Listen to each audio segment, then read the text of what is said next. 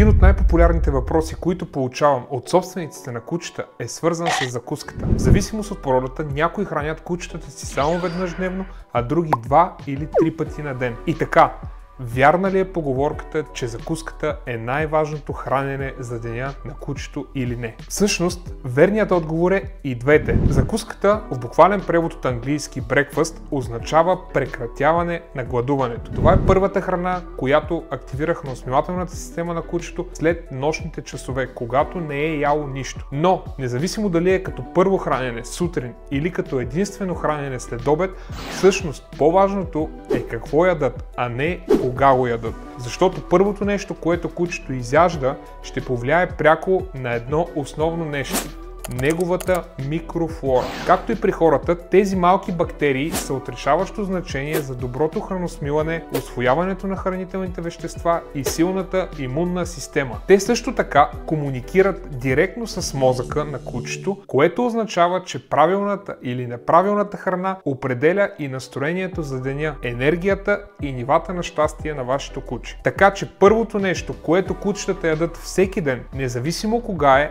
изключително важно да бъде правилно подбрано. Повечето стопани на кучета нямат представа каква голяма разлика може да направи правилната храна. Ако искате да подобрите енергията, теглото, храносмилането и козината на кучето си, всичко започва с здравата чревна микрофлора. Ако искате да разберете повече какво е важно да избягвате, кои са моите препоръки за кучешка храна и още полезни съвети, които давам на моите пациенти, за да хранят правилно най-добрия си приятел за по-дълъг и щастлив живот, кликнете на линка, за да разберете коя е най-добрата храна за вашето куче.